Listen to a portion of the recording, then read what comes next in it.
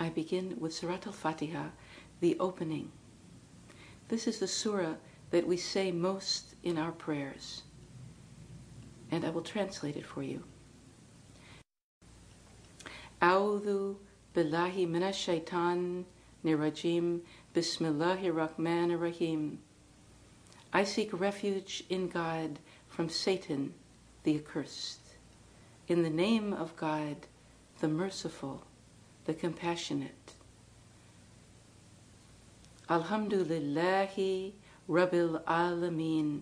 All praise be to God, the Lord of all the worlds. Ar-Rahman Ar-Rahim, the merciful, the compassionate. Maliki Yawmiddin, master of the day of judgment. Iyyaka na'budu wa iyyaka nasta'in. You alone do we worship, and you are our only help. Ehdinas siratal mustaqim. Lead us on the straight path. Siratal ladina an'amta alayhim, the path of those upon whom grace has fallen. Ghayril maghdubi alayhim waladallin. Amin. Not the path of those upon whom wrath has fallen or those who go astray. So be it. We can learn so much from this surah, which we say at every time that we stand in prayer. Whatever surah that we join with this is always the foundation. And what I find to be most revealing about it is that Allah mentions His qualities of mercy and compassion 4 times at the beginning. And the aspect of wrath is only mentioned once at the end, and it's not mentioned as a quality of God. It is mentioned as the attribute of those who we do not want to follow. In other words, it's what comes to the people who do not receive the mercy and give the mercy. And so that is, their portion is wrath. So this is what we avoid. This is what we do not want. How do we avoid that? Is by receiving as deeply as we can the mercy from the Merciful One. And I believe that many people in the world today have no idea that this is what the Quran, the Holy Quran, is saying, and that this is the very foundation of the message of the Quran, the message of Allah subhanahu wa ta'ala. So there is a lot of confusion in the world today because the truth that is in the Holy Quran and the beautiful love of the one who sent it is being hidden, veiled, and that something else is being proposed in the name of Islam and Muslims. So the reason that we're making this video and communicating with our beloved friends, human beings all like ourselves, is to begin to investigate what did Allah, that is the one creator of all, really say? What is His message for mankind? For each and every one of us, we are told that the last prophet, Muhammad sallallahu alaihi wasallam, peace and blessings be upon him, was sent as a mercy for all the worlds. He was not sent as a messenger to people who speak in the Arabic language, to people who are Arabs exclusively by any means, but he was sent to all beings, to all human beings, people like ourselves, and all created by one creator who wants us to know most of all about him, that he is merciful and compassionate. So when we start with these words, as we do in every prayer, every surah of the Quran except one begins with these words, in the name of Allah, the merciful and the compassionate. Sometimes it's translated as most merciful, most compassionate, and that's true also, no doubt, because of all good things, God is the most, by far infinitely greater in that quality. Now, ourselves as creations of the merciful one, should follow the paths of mercy to find out our own purpose in being created. And Allah tells us, subhanahu wa ta'ala, that He was a hidden treasure that yearned to be known or desired to be known, and that is why He created the creation, so that His beautiful qualities might be manifested through the things, the beings that He created out of His love and mercy. I was asked by Lauren, the filmmaker of this film, did I ever, in my wildest dreams, believe that I would end up on the path of Islam? And I want to answer that now by saying that my dreams were not particularly wild, but they were amazing, and there's no doubt that those dreams, those messages from the source of bounty and beauty and grace led me to the path of Islam. But I did not know that it was called the path of Islam when I set out on the journey. And so I share this understanding with all seekers, wherever they may be, who are hearing the kinds of things that I heard. Maybe they'll be hearing something slightly different, but it's like you have a magnet pulling you. It's a magnet of grace, a magnet of divine majesty and beauty. You don't know what it is. You may be like myself. I was living in Hollywood, California. I grew up in Hollywood and in the San Fernando Valley. I lived in a family where there was not a lot of real faith in God. I don't think that the people around me really believed in God, but they believed in goodness, and they still do. And what they do is good for the sake of goodness. But I'm not speaking about the exact beliefs that they held, only to say that I was alone with the messages I was receiving. And they came in many different forms, in the form of dreams and of a kind of waking vision. I know that I painted a picture very often when I was young of a child with arms reached up into the heavens, and there was rain pouring down from an eye in the sky, and that rain was falling into the ground, and flowers were blooming all around the child. So when I came to understand later on about Islam, and I began to read the Holy Quran, I saw so many passages in the Quran describing what I had seen and what I was painting as a child, what I was feeling. And I was feeling this in the context of a world where there was nothing being said to reflect back to me what I myself was experiencing. And I believe this is true of many people, wherever they may be, and someone might be watching this right now, where you feel, even though you see on the outside there's so much difficulty in the world, so much war going on, inhumanity of man to man, people to people, and then there are many other crises that people are going through. But nevertheless, although all these things are you can see with your outer eye, something inside you is accessing a source of peace. So this is what was happening to me. My mother would come to my cradle or bed, crib, and she found that I was in a state of joy a lot of the time. And she didn't know why. Happy child, but what was making me happy? And many times you see little babies are like that. So often. They smell so wonderful, and they're so happy. They're untouched. They have not yet borne the scars of the world. They have not yet picked up all of these images that we see on television every day, or in the newspapers, or in the streets, depending on where we live. So they are in touch with something that they came in with, a purity. And this is why in the deep understanding of Islam, we say that all children are born, babies are born in a state of Islam. what do we mean by Islam? How can a baby is not the way that Islam is portrayed on the news? You would not see that this is how a baby is.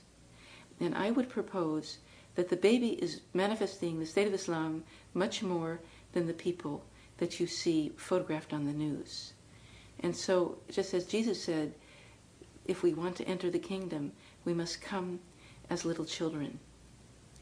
So in that sense, we need to understand what a baby has that would make them Muslim. Although they may not be born into a Muslim family, and I was not. But I was in a state of great peace and joy in that when I came into this world. And so what we would explain this, how to explain this, is to say that a baby is in a state of surrender, in a state of submission. A baby is not willful for the most part, not pushing for something, no agenda. Just to be in the mother's arms is a wonderful thing. Hopefully that the mother is kind and loving as mother should be, and sending out the right messages. Now, in that sense, God, Allah, subhanahu wa ta'ala, is the perfect sustainer, the perfect mother, the perfect father, and that He's providing us, all creation, with the milk of His compassion, the milk of His knowledge, the milk of His grace, our sustenance. So we are getting this. This is being given to us, and it was given to us before we came into this world. So this is an explanation I propose about why I was happy, is that I came from a merciful source, and I came here for a reason that He willed. He willed me to come here. And one of the reasons I did come was to find Him again. That is, and this is not a male pronoun, it's simply that language has no way of describing the nature of this being. We're going to say He only as a semantic expedient. So, I say that the word Rahman is the word that comes from the root Raham, which is womb. So we all came from the womb, which is mercy. And if we can discover this, if we can find out about this, and follow the path that leads back to the source of that mercy, we, each one of us, can become a representative on earth of that mercy. So this is now the way that we can bring peace to the world. And that peace is already here, because we also say As-Salam, and that is the name of Allah, the peace. That name is inside of the word Islam. As much as this is hidden in today's media, as much as the presentation of Islam is as a kind of very hostile terrorist force that wishes to destroy us, that is totally false. Totally false. And I believe that this message is going out into the world, orchestrated not by Islam, not by the one who sent Islam, by the one who is opposed to Islam, that is, the one who is opposed to the merciful one. And that being is who we are told in the Quran is our single avowed enemy. He is an avowed enemy to us. So in Arabic we call it shaitan. In English we call it Satan. Not a devil with horns and a pitchfork, but a very insidious force whose origin is pride and envy. Because at the very beginning, when Adam, peace and blessings be upon him, was created as a vice-regent, Satan, as a kind of, we call it a jinn, a being made of fire, was unable to accept the divine creation of Adam, he was unable to accept the commandment from Allah subhanahu wa ta'ala to bow down, honoring the creation of Adam. And because of those qualities, that burning, that fire, that pride, the anger, the jealousy, Satan fell from the grace of God in a very profound way and became the leader of distraction from God. So the word Satan, shaitan, is separation. So we can say very simply that shaitan or Satan is that force in existence whose goal, whose job, whose assigned task, in a sense he assigned himself to it, is to distract people from the source of mercy, love, peace, and truth. So what we see happening in our world, surrounding the word Islam and the proposition of what Islam is to be according to the media, we see that this is orchestrated by that particular force that wants to keep people from getting closer to God. So when you see all of these wars that are coming out of this force, and there is a conspiracy between, let's say, those people who say that they're Muslims but are doing exactly the opposite of what Islam says to do, and the media who portrays only the images of Islam that are contrary to the reality of Islam. The reason that we feel as Muslims interested in communicating now is because really, even long ago, we should have spoken up to tell the truth as we know it. And the reason that we know this truth is because it has been revealed to us by the source of mercy, by the source of love. So, when I look back at my own life, it's not that I was born a Muslim, except in the sense that all children are, all babies are pure, in a state of submission and peace. But it's that the magnet that is truth wanted me, wished me, willed me to penetrate many veils, one after the next, until I came to learn about the reality of Islam, the beauty of Islam, and the peace that comes from Islam. I believe that the more that people in the world realize this, and I would say all people in the world, they may be Muslims, they may be by name Muslim, they may be people who are seeking for knowledge and are somewhat intrigued by this word but really have no access to the inner meaning. It might be people who are, at this point, avowed enemies of Islam, people who are really so fearful of this word that they have not taken any steps to see what's behind the illusion that is being projected on the screen of the world in present day. This is not disconnected from the history of the world and what happened in the time of the Crusades. All of the struggles that we're dealing with now started a long time ago.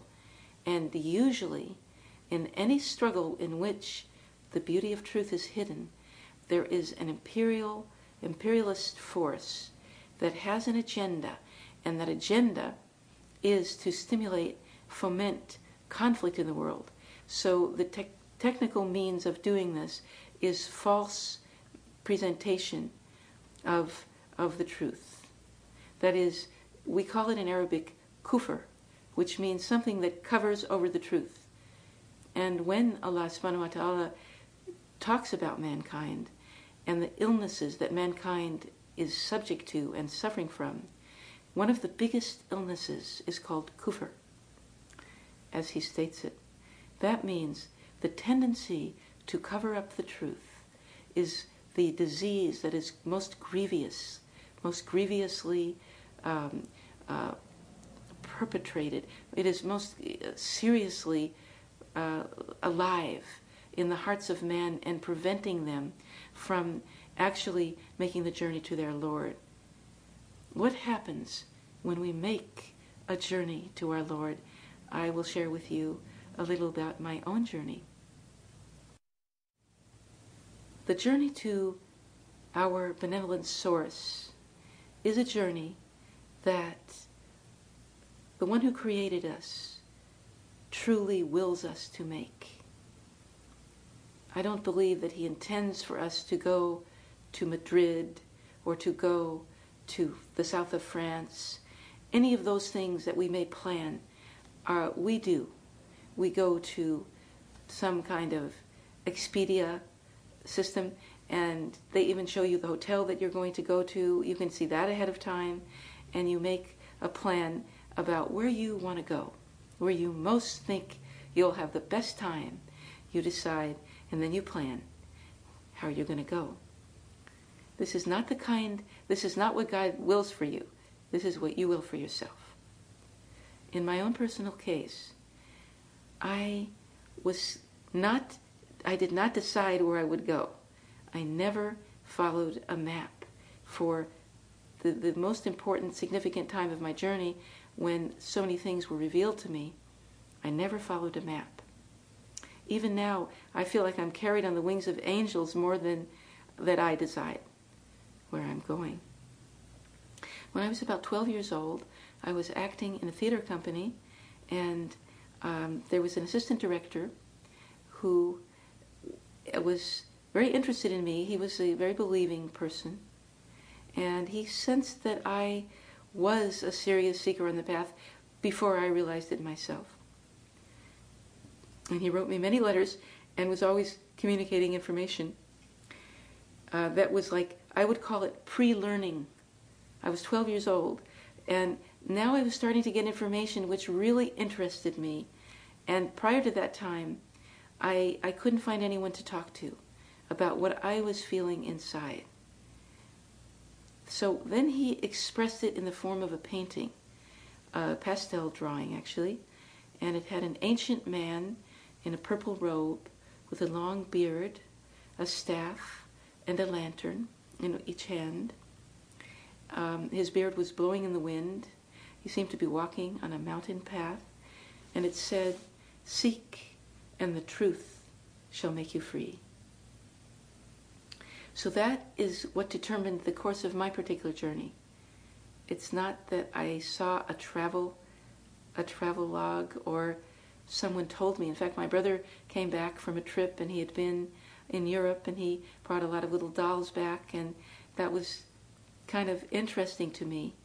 But when I saw this particular image, it just pierced my soul.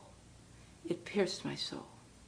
And now that I have lived my life, I'm now 60 years old, many years later, I understand why that image was so important, and that, in a sense, that's what guided me through the various veils that I had to penetrate to find out where the truth could be, what was the truth that would make me free.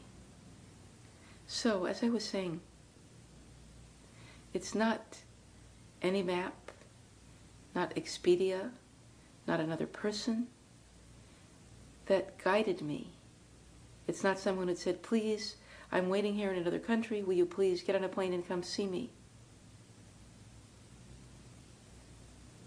Everything I heard around me did not tell me what I heard within myself.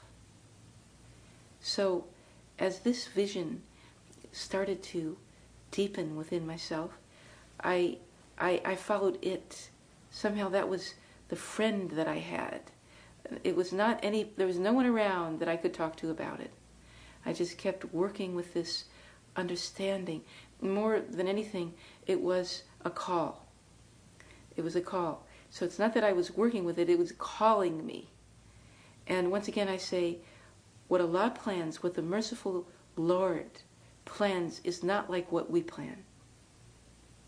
Once I received that vision, and that vision went from the paper right into my soul, I understood that really that ancient man was myself. Here I was, 12 years old. I was going to junior high school, acting in a theater company, And I suddenly realized I was nothing like I thought before. Prior, I thought maybe, I felt that I had certain strength or stamina and, fearlessness. And I said, well, maybe I'll be the first woman president. That's the way I was thinking before I saw this image. Some kind of ambition to be something different, to do something great in the world, to be a woman that is unlike other women. This is how I thought as a small girl growing up. I said, I want to do something special, and no one can stop me. So if I want to be a president, I'll find a way. If I can, let me try that. That might be fun and exciting, but something I'm going to find out I can do, and it won't be what everybody else is doing. As I saw what was going on around me, I was confirmed that I was going in a different direction, and but when I received this particular image, it was like that was the stamp on my life. It was a seal. It was like, yes. And I think everyone at some point or other gets a message about what the passion or purpose of their life is. And it might be to become a great heart surgeon or an activist for justice in the world. And some people don't find it. Some people don't access that information about themselves, and they feel somehow empty, and that's unfortunate. Other people, they begin to kind of like cull the idea. They begin step by step, usually at sometime early in your childhood, and you take steps. I was reading about Bobby Kennedy Jr. He became a very conscious being, very conscious of the ecological world when he was small, in the presence of his uncle and father. And he actually wrote a book about ecology when he was young, and I think for President Kennedy. So, something, that ecologist, that activist for true ecology that he became was in him from his early days. And the spiritual seeker, the seeker of divine wisdom that I have become was with me in my childhood. Every human being has a destiny and a purpose that was somehow encoded in them when they came into the world. Some of us do not know how to read the code. We never decipher the code. Some people go to the end of this life without actually knowing why they were created. And in my case, I hope to avoid that. I hope that I will get it straight. I hope that I'm getting it straight. And so I have written a book. It's called Journey Through 10,000 Veils, The Alchemy of Transformation on the Sufi Path.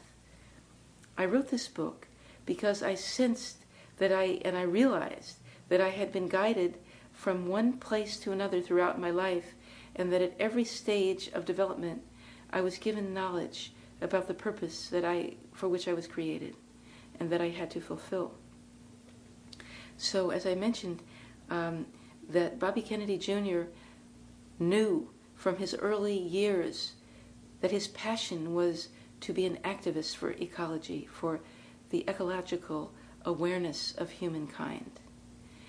My consciousness was more directed to spiritual ecology, to the spiritual journey, to find out exactly what the purpose of our existence is. So that is why when I was 12 and received this scroll, it meant so much to me, because in that second I was given the code for my life. When I say this, I don't mean that everyone should follow the message that I received. It will be valid for some. Those people who are truly seeking for liberating truth could be heartened by the message itself. If every one of us seeks for the truth that will make us free, then let us see what we find. In my case, I set out on the path from the time I received that message. Not externally, I was still living in San Fernando Valley, surrounded by a more or less mini culture that was very different to what was happening inside. There was the American Bandstand, and I don't know, those who are too young might not know that, but it was a superficial culture. I was striving for a deep knowledge. And so, but this was just working within me. And it was brewing, it was something that was coalescing in my soul. I went to New York a couple of years later, and I lived with my father and stepmother in Greenwich Village, and I got more knowledge while I was there about the nature of my being. I did a lot of reading at all times. I used to love to read James Joyce, not that I could understand too much, but I read Portrait of an Artist as a Young Man and other books like that were somehow reflecting to me the depth of existence as I was experiencing it. I continued to act as well. I was acting in a theater company there. And I really didn't want to leave, but I thought I would go to school there in high school, but we didn't get it together. And I went back. As soon as I went back, I knew that my time was very short. In other words, I had nothing more to learn in the San Fernando Valley. And I'm not sure how I did this, but I skipped the 12th grade. As well, I skipped the 6th grade earlier. So at 16, I went to college. And that was where my learning had to continue. And I went to University of California at Berkeley, which was thriving at the time, especially awake and, a very dynamic place to be. And I found myself then, as it was ordained for me to be, guided to Berkeley at the time when the free speech movement was thriving, and there was also a great amount of interest in spiritual matters. This was a time when Shambhala Books was formed, and there were spiritual teachers coming, various gurus and yogis, and people teaching many things. I mentioned that out of all the things that I was exposed to and I was interested in, it was the teachings of Mevlana Rumi that touched my heart the most deeply. I was guided to participate in a community of artists and writers and actors, a kind of spiritual enclave, and we formed a theater company. It was called the Floating Lotus Magic Opera Company, and it was founded by Abdul Hai Moore. His name at the time was Daniel Moore, a visionary poet, and we worked together to create a rite of passage theater that accommodated the needs of the people of that generation. So we did a lot of meditating, and then we performed rites of passage that guided souls in the direction of the spiritual path. This was just a phase for me. It was a stage. It was a doorway, let's say. We went through that doorway. At a certain point, that came to an end, and several of the fundamental pillars of that company went into a kind of spiritual retreat, and each one of us ended up guided on the path of Islam to the Sufi dimension of Islam. So I myself went into retreat. I had a very illuminated experience in solitude, and many messages came to me when I was alone at that time. Many dreams and visions that guided me on my journey, that towards this very thing that I was searching for. How can we say it's the truth that makes us free? Let us say everyone says that what they found is truth. So when people talk about the truth, let's say in one religion or another, they say, what I say is the truth, and everything else is wrong. So when I say the truth, I say it's the truth that would make me free. So I don't want to say that I have a corner on it. I say this was the magnet drawing me. And I had such an extremely in-depth journey. I went to so many different places. I'm not going to tell all the places that I was guided to go.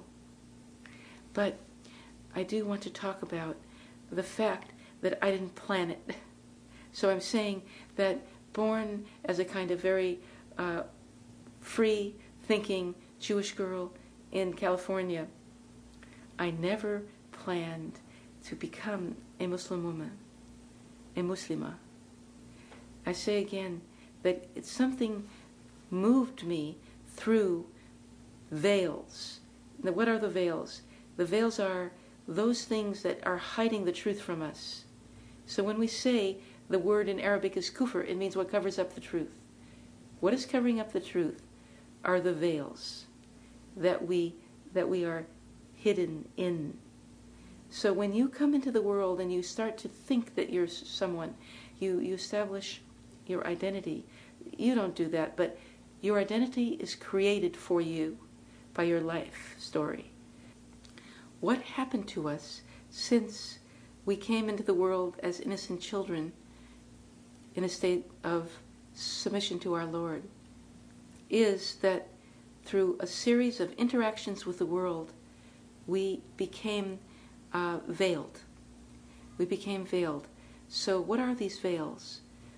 Let's consider what happens when, as a small child, someone speaks to you in a way that is not truly loving and not really understanding of who you are.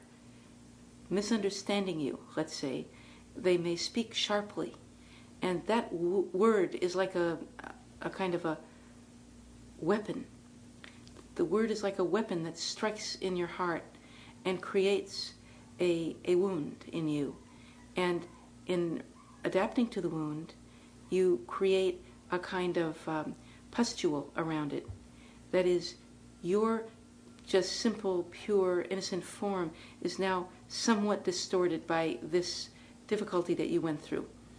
And in life, we go through a lot of difficulties like that because many of the people, probably the great majority of people that we interact with, are not enlightened. They're not unified with the source of mercy and compassion and knowledge from God. So the things they say, generally speaking, are coming from wounds that they have received. This is a process that is communicative, and this is how the history of the world goes on. For example, we see one people is oppressed by another people.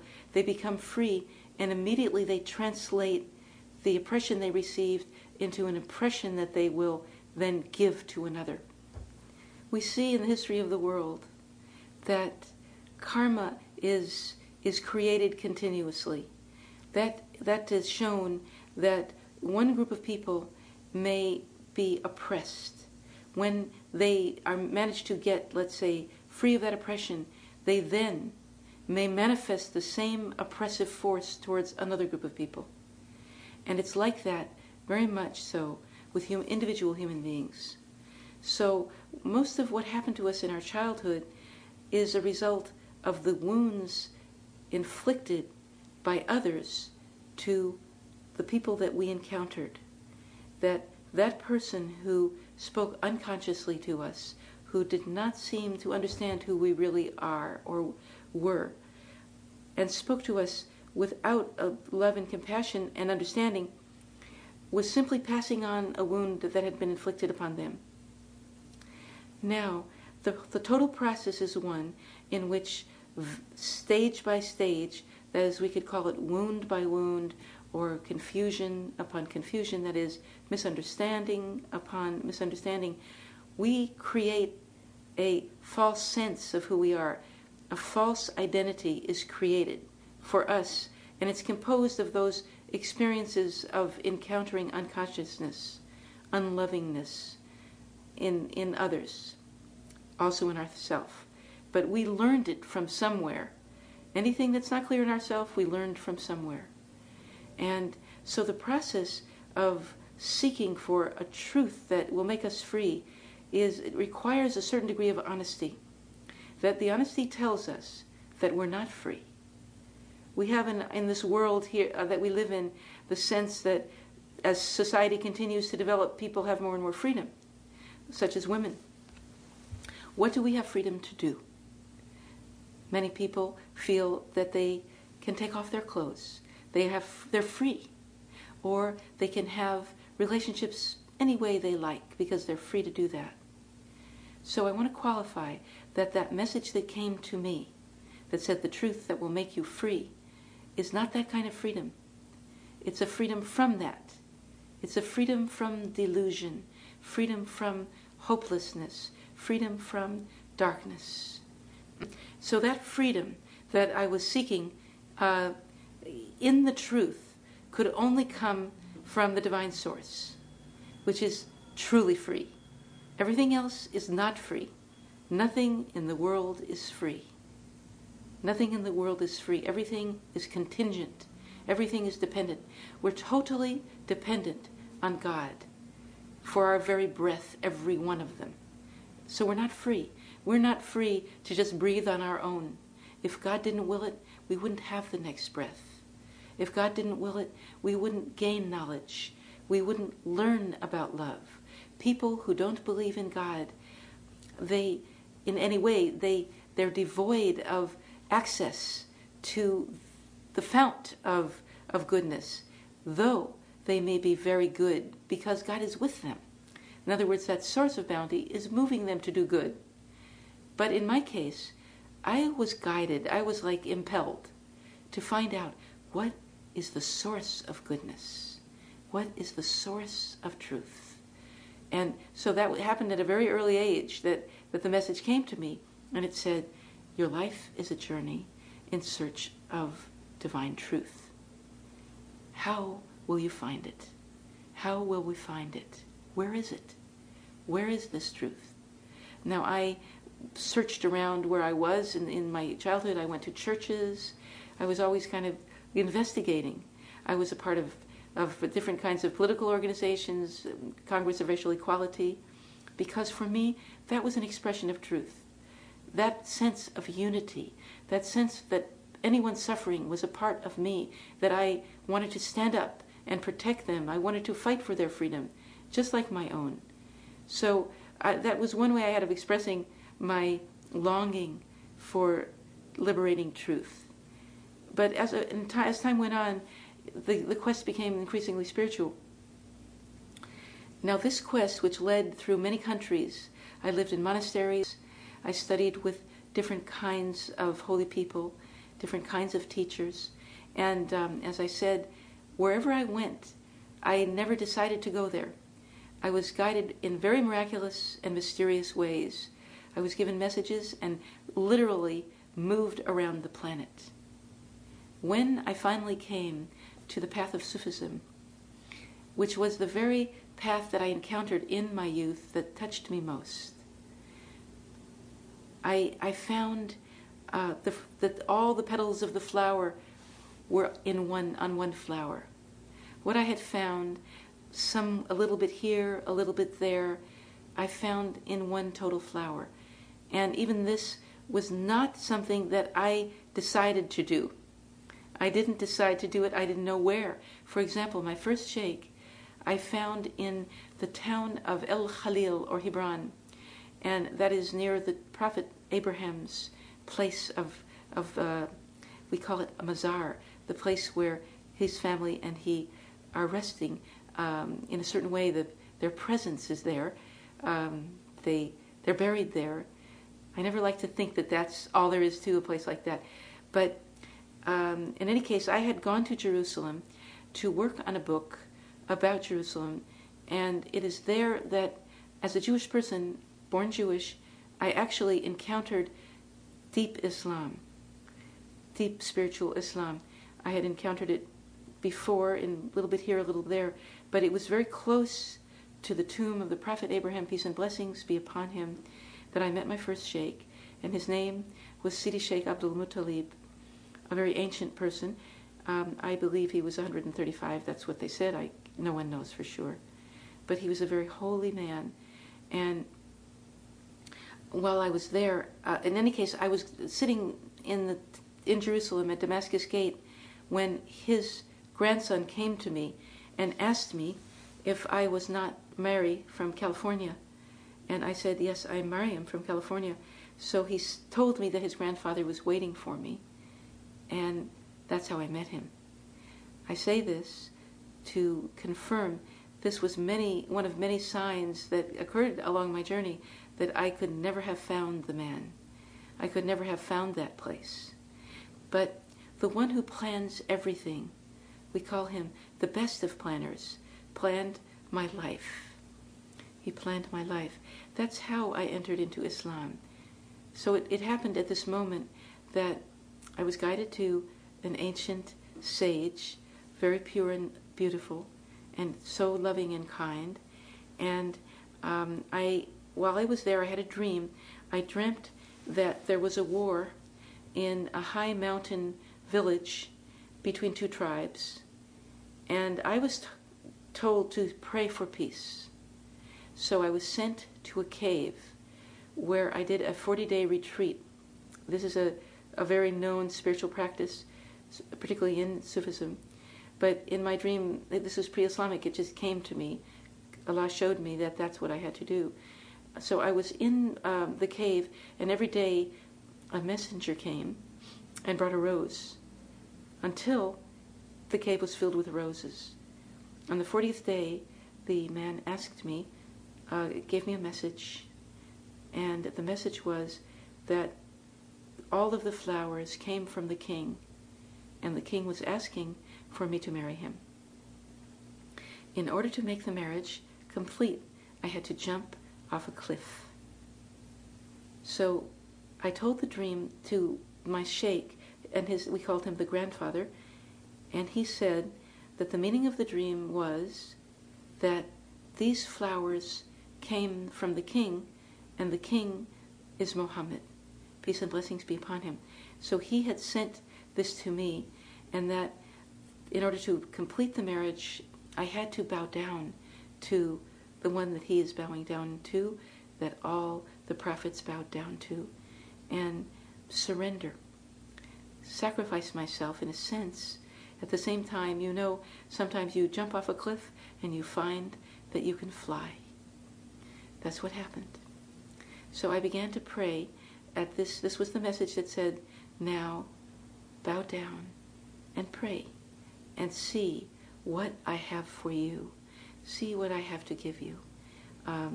So I began in this small congregation. It was several very ancient people and me.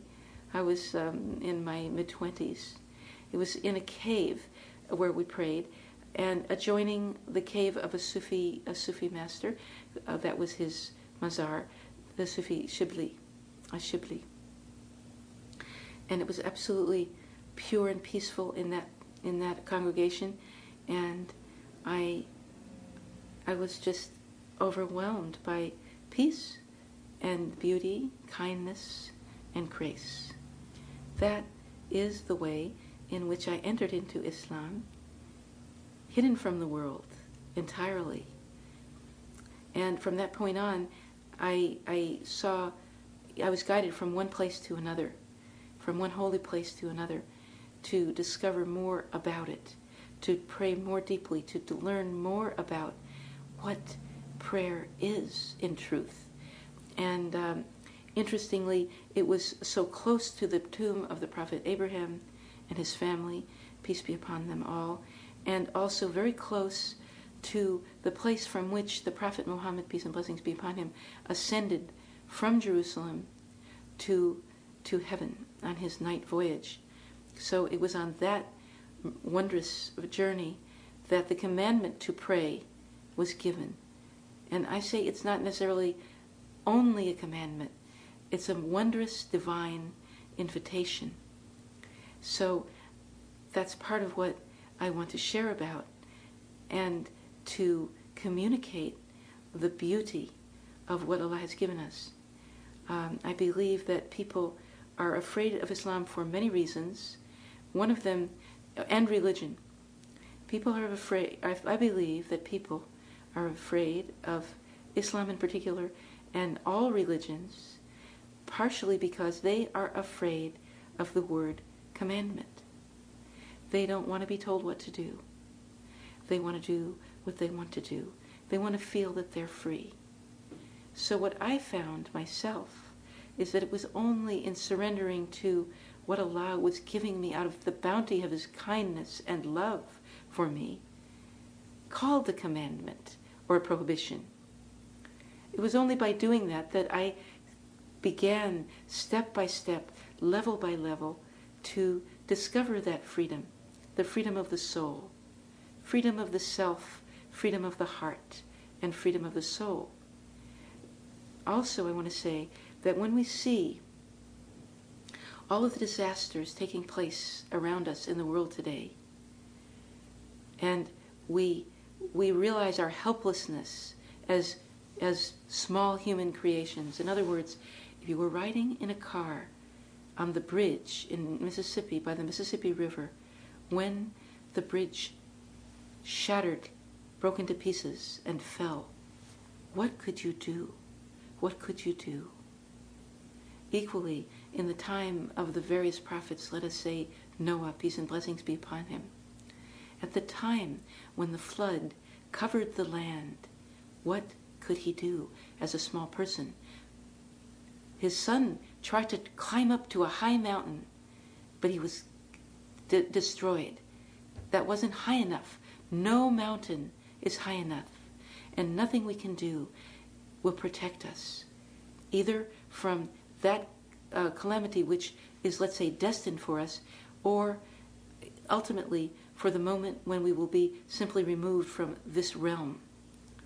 So I know in my own youth, when I was beginning to study the spiritual path, it was a time when I saw I witnessed with my generation and the whole world the loss of our President Kennedy, and that was a sign. That was a sign that penetrated my consciousness of mortality, the mortality of all.